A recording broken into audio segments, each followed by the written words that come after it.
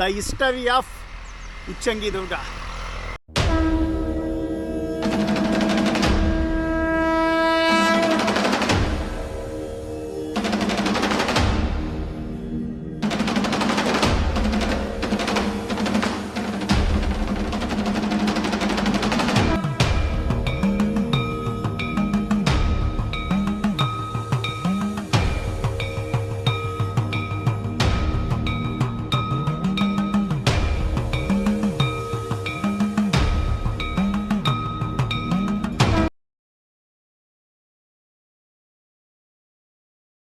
ಇರೋದೊಂದು ಜೀವನ, ಹಿಂದೇನಾಯ್ತು ನೆನಪಿಲ್ಲ, ಮುಂದೇನಾಗುತ್ತೋ ಗೊತ್ತಿಲ್ಲ.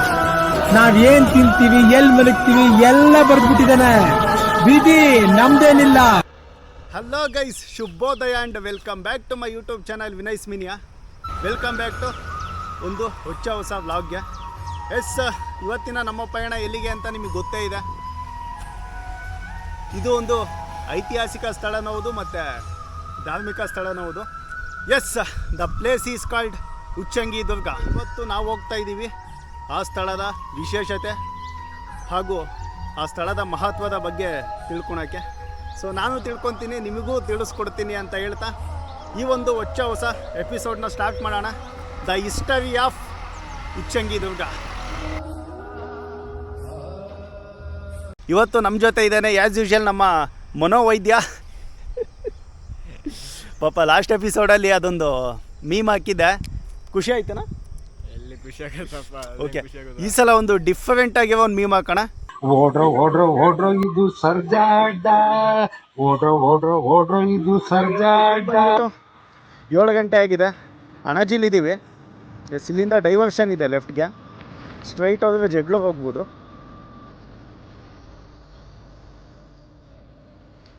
ಆ್ಯಂಡ್ ಇಲ್ಲಿಂದ ಒಂದು 10 ಕಿಲೋಮೀಟರ್ಸ್ ಇದೆ ಗೈಸ್ ಉಚ್ಚಂಗಿ ದುರ್ಗ.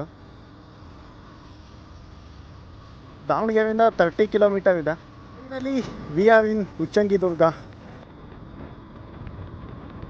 ಇಲ್ಲಿ ಸ್ಟೆಪ್ಸು ಇದೆ ಗೈಸ್, ಆ್ಯಂಡ್ ಬೈಕು ಕೂಡ ಹೋಗುತ್ತೆ. ಮೇ ಬಿ 50% ಹೋಗುತ್ತೆ. ಅಲ್ಲಿ ಕಾಣ್ತಾ ಇದೆ ಫೋರ್ಟ್ ಎಲ್ಲ ನಿಮಗೆ. ಇಲ್ಲೇ ಅಂದ್ಕೊತೀನಿ. ಎಸ್,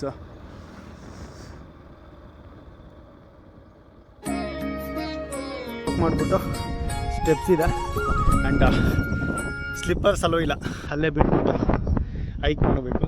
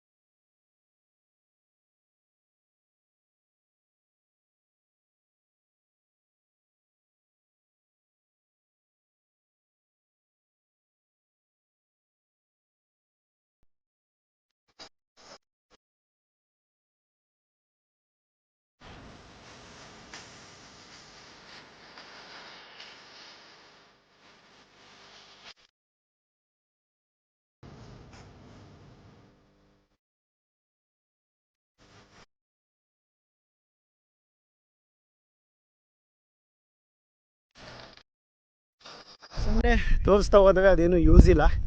ಆ್ಯಕ್ಚುಲಿ ಕೋಟೆದು ನಾನು ಮೊದಲೇ ಹೇಳಿದಾಗೆ ಕೆಲವೊಂದು ವಿಶೇಷತೆ ಇದೆ ಆ್ಯಂಡ್ ಕೆಲವೊಂದು ನಿಗೂಢತೆ ಕೂಡ ಇದೆ. ಅದೇನು ಅಂತ ಇನ್ನೊಂದು ಸ್ವಲ್ಪ ಅದರಲ್ಲೇ ರಿವೀಲ್ ಮಾಡ್ತೀನಿ. ನಾನು ಆವಾಗಲೇ ಹೇಳ್ದಂಗೆ ಇದೊಂದು ಐತಿಹಾಸಿಕ ಸ್ಥಳ. ಸೊ ಇದು ಬಂದ್ಬಿಟ್ಟು ನಮ್ಮ ಹರಪನಹಳ್ಳಿ ತಾಲೂಕು ಆ್ಯಂಡ್ ವಿಜಯನಗರ ಡಿಸ್ಟಿಕಲ್ಲಿದೆ. ಇದು ಏನಕ್ಕೆ ಐತಿಹಾಸಿಕ ಸ್ಥಳ ಅಂತ ವಿಶೇಷತೆ ಏನಿದೆ ಅಂತ ನಿಮಗೆ ತಿಳ್ಕೊಬೇಕಾದಲ್ಲಿ ಈಗೊಂದು ವಿಡಿಯೋ ಹಾಕ್ತೀನಿ, ಅದನ್ನು ನೋಡಿ. ಕಂಪ್ಲೀಟ್ ಡೀಟೇಲ್ ಇದೆ ವಿಡಿಯೋದಲ್ಲಿ. ವೀಕ್ಷಕರೇ, ನಾವಿಂದು ನಿಮಗೆ ತೋರಿಸಲು ಹೊರಟಿರುವಂತಹ ಸ್ಥಳ ಐತಿಹಾಸಿಕ ಹಾಗೂ ಧಾರ್ಮಿಕ ಕ್ಷೇತ್ರಗಳಲ್ಲಿ ಒಂದಾಗಿರುವ ವಿಜಯನಗರ ಜಿಲ್ಲೆ ಹರಪನಹಳ್ಳಿ ತಾಲೂಕಿನ ಉಚ್ಚಂಗಿ ದುರ್ಗ. ಈ ಒಂದು ಐತಿಹಾಸಿಕ ಸ್ಥಳವು ದಾವಣಗೆರೆಯಿಂದ ಸುಮಾರು 35 ಕಿಲೋಮೀಟರ್ ದೂರದಲ್ಲಿದ್ದು, ಇದು ಕರ್ನಾಟಕ ತುಂಗಭದ್ರಾ ನದಿಯ ದಕ್ಷಿಣಕ್ಕಿರುವ ಒಂದು ಗ್ರಾಮ. ಇಲ್ಲಿ ಇತಿಹಾಸ ಪ್ರಸಿದ್ಧವಾದ ದುರ್ಗವಿದೆ. ಈ ದುರ್ಗದ ಮೇಲೆ ಉತ್ಸವಾಂಬ ದೇವಿ ದೇವತೆ ಇರುವುದರಿಂದ ಉಚ್ಚಂಗಿ ದುರ್ಗ ಎಂದು ಹೆಸರು ಬಂತು ಎಂದು ಹೇಳಲಾಗುತ್ತದೆ. ಈ ದುರ್ಗವು ಉತ್ತರ ದಕ್ಷಿಣವಾಗಿ ಸುಮಾರು 3.2 ಕಿಲೋಮೀಟರ್, ನೈಋತ್ಯಕ್ಕೆ ಸುಮಾರು 3.5 ಕಿಲೋಮೀಟರ್ ದೂರದಲ್ಲಿ, ದಕ್ಷಿಣಕ್ಕೆ ಸುಮಾರು 8 ಕಿಲೋಮೀಟರ್ ದೂರದಲ್ಲಿ ಪ್ರಸಿದ್ಧವಾದ ಅಣಜಿ ಕೆರೆಯೂ ಇದೆ. ಈ ಗುಡ್ಡಕ್ಕೆ ಹೊಂದಿಕೊಂಡಂತೆ ಪೂರ್ವ ದಿಕ್ಕಿನಲ್ಲಿ ಇರುವುದೇ ಉಚ್ಚಂಗಿ ಗ್ರಾಮ. ಈ ಕೋಟೆಯು ಕರ್ನಾಟಕದ ಗ್ವಾಲಿಯರ್ ಎಂದು ಪ್ರಸಿದ್ಧಿಯನ್ನ ಕೂಡ ಪಡೆದಿದೆ. ಉಚ್ಚಂಗಿ ದುರ್ಗದ ಇತಿಹಾಸವನ್ನ ನೋಡುವುದಾದರೆ, ಉಚ್ಚಂಗಿ ದುರ್ಗದ ಬೆಟ್ಟವು ಐತಿಹಾಸಿಕ ಹಿನ್ನೆಲೆಯನ್ನ ಹೊಂದಿದ್ದು, ಕ್ರಿಸ್ತಶಕ 1064ರ ಆಸುಪಾಸಿನಲ್ಲಿ ಚಾಲುಕ್ಯರ ಕಾಲದಲ್ಲಿ ಬೆಟ್ಟದಲ್ಲಿ ಕೋಟೆಯನ್ನ ನಿರ್ಮಿಸಿ ಆಳ್ವಿಕೆ ಮಾಡಿದ ಕುರುಹುಗಳು ಇಂದಿಗೂ ಕಾಣಸಿಗುತ್ತವೆ. 11 ಮತ್ತು 12ನೇ ಶತಮಾನದಲ್ಲಿ ಇದು ಪಾಂಡ್ಯರ ಮನೆತನದ ರಾಜಧಾನಿಯಾಗಿತ್ತು. ಪಾಂಡ್ಯರ ರಾಜ್ಯವನ್ನ ನೋಲಂಬವಾಡಿ ಎಂದು ಕರೆಯಲಾಗಿತ್ತು. ಇವರು ಕಲ್ಯಾಣಿ ಚಾಲುಕ್ಯರ ಅಧೀನರಾಗಿ ವೈಭವದಿಂದ ರಾಜ್ಯವನ್ನಾಳಿದರು. ಚೋಳ ವಂಶದ ಪ್ರಸಿದ್ಧ ರಾಜನಾದ ಮೊದಲನೇ ರಾಜೇಂದ್ರನ ಚಾಲುಕ್ಯ ದೊರೆಯಾದ ಜಯಸಿಂಹ ಜಗದೇಕ ಮಲ್ಲನೊಡನೆ ಮುಸ್ಸಂಗಿ ಎಂಬಲ್ಲಿ ಯುದ್ಧದಂಡಿ ಅವನನ್ನು ಸೋಲಿಸಿದ್ದಾನೆ ಎಂದು ಹೇಳಲಾಗುತ್ತಿದ್ದು, ಚೋಳರ ಗ್ರಂಥಗಳು ಆತನು ಸೋತಿಲ್ಲವೆಂದು ಚಾಲುಕ್ಯರ ಶಿಲಾಶಾಸನಗಳು ತಿಳಿಸುತ್ತವೆ. ಈ ಮುಸ್ಸಂಗಿಯೇ ಉಚ್ಚಂಗಿ ಎಂದು ಇತಿಹಾಸಕಾರರ ಅಭಿಪ್ರಾಯವಾಗಿದೆ. ಉಚ್ಚಂಗಿ ಪಾಂಡ್ಯ ರಾಜರಲ್ಲಿ ಇರುಕೋವೆ ಪಾಂಡ್ಯ, ವೀರಪಾಂಡ್ಯ ಮತ್ತು ವಿಜಯ ಪಾಂಡ್ಯ ಪ್ರಸಿದ್ಧರು ಉಚ್ಚಂಗಿ ಕೋಟೆಯನ್ನು ಸೇರಿ ಅನೇಕ ಶೈವ ದೇವಾಲಯಗಳನ್ನು ಕಟ್ಟಿಸಿದ್ದಾರೆ ಎಂದು ಹೇಳಲಾಗುತ್ತಿದೆ. ಉಚ್ಚಂಗಿ ಆ ಕಾಲದಲ್ಲಿ ಅಭೇದ್ಯ ದುರ್ಗವಾಗಿತ್ತೆಂಬುದು ಹೊಯ್ಸಳದ ಶಾಸನಗಳಿಂದ ತಿಳಿದು ಬಂದಿದ್ದು, 1173ರಲ್ಲಿ ಹೊಯ್ಸಳ ರಾಜ 2ನೇ ಮುತ್ತಿಗೆಯಲ್ಲಿ ಉಚ್ಚಂಗಿ ಪಾಂಡ್ಯ ರಾಜ ಸತ್ತ ನಂತರ ಇದು ಹೊಯ್ಸಳರ ವಶವಾಯಿತು. ಅನೇಕ ಹಿಂದೂ ಮತ್ತು ಮುಸ್ಲಿಮ್ಸ್ ಪಾಳೆಗಾರರು ಆಡಳಿತ ನಡೆಸಿದರು ಎಂದು ಆಧಾರಗಳು ದೊರೆತಿವೆ. 12ನೇ ಶತಮಾನದಲ್ಲಿ ಪಾಂಡ್ಯರು ಅಂದರೆ ತಮಿಳು ರಾಜವಂಶ ಕ್ರಿಸ್ತ ಪೂರ್ವ 600ರಿಂದ ಕ್ರಿಸ್ತ ಶಕ 1700 ಮೊದಲಾರ್ಧದವರೆಗೆ ದಕ್ಷಿಣ ಭಾರತದ ಭಾಗಗಳನ್ನು ಆಳುತ್ತಿದ್ದರು.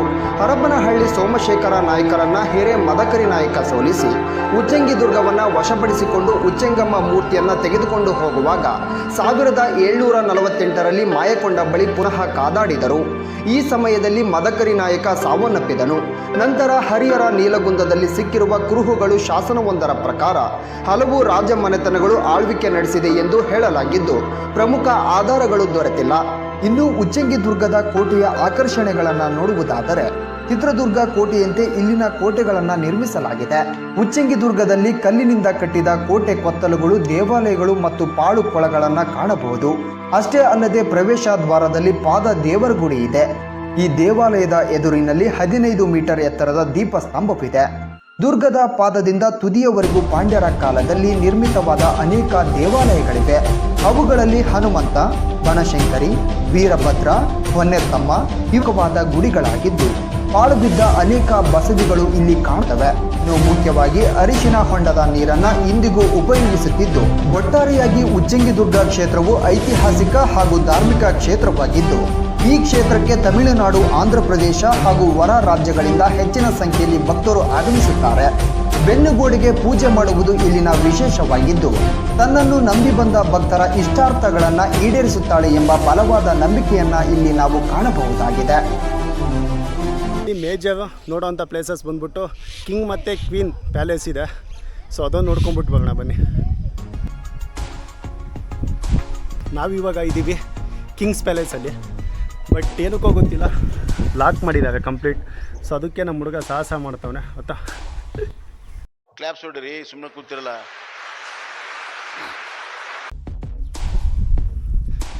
ಏನಕ್ಕೆ ಅಂತ ಗೊತ್ತಿಲ್ಲ, ಕಂಪ್ಲೀಟ್ ಕ್ಲೋಸ್ ಮಾಡಿದ್ದಾರೆ ಕಿಂಗ್ಸ್ ಪ್ಯಾಲೇಸ್ನ. ಮೇ ಬಿ ಗಂಡು ಮಕ್ಳಿಗೆ ಬೆಲೆ ಇಲ್ಲ ಅಂತ ಕಾಣುತ್ತೆ. ಏನಂತೀರಾ ಅಷ್ಟೇ.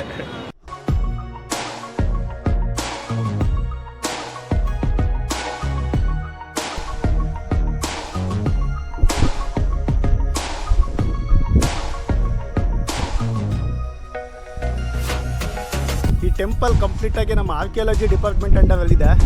ಐ ಡೋಂಟ್ ನೋ ಏನಕ್ಕೆ ನೀಟಾಗಿ ಹಿಡ್ಕೊಂಡಿಲ್ಲ ಅಂತ. Because one of the important place guys. ನೀವು ಇತಿಹಾಸ ಅಂತ ಬಂದಾಗ, ಹಿಸ್ಟ್ರಿ ಅಂತ ಬಂದಾಗ ಈ ಪ್ಲೇಸ್ದು ಕೂಡ ಸಾಕಷ್ಟು ಇತಿಹಾಸ ಇದೆ.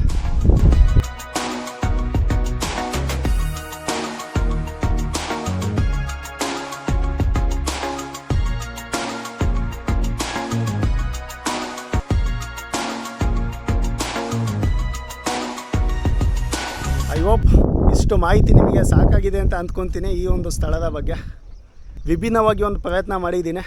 ಐ ಹೋಪ್ ನಿಮಗೆ ಇಷ್ಟ ಆಗಿದೆ ಅಂತ ಅಂದ್ಕೊಂಡಿದ್ದೀನಿ. The complete history of Uchchangi Durga next ವ್ಲಾಗಲ್ಲಿ ಸಿಗೋಣ. Until then keep watching. ಅವನಂತೂ ಹೇಳಲ್ಲ, ನಾನು ಹೇಳ್ತೀನಿ. ವಿನಯ್ ಸ್ಮಿನಿಯಾ, ಥ್ಯಾಂಕ್ ಯು. ಡೌಟ್ ರಾಜ, ನಾನು ಡೌಟೇ ಕೇಳಿಲ್ಲ ಕಣ. ನಮ್ಮ ಬದುಕಲು ದೀಪಾವಳಿ ಬಂದೇ ಬರುತ್ತೆ. ಪಟಾಕಿ ಯಾವಂದೇ ಆಗಿರ್ಲಿ, ಅಂಟ್ಸೋರು ನಾವಾಗಿರ್ಬೇಕು.